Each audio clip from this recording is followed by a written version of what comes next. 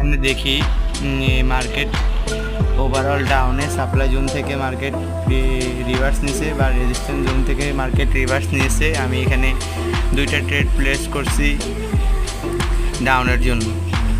তো wait and C, আমার এটা প্রফিট হবে, আমি 100% অ্যাকুরেসি দিয়ে বলতেছি এটা প্রফিট হবে। আপনারা দেখেন,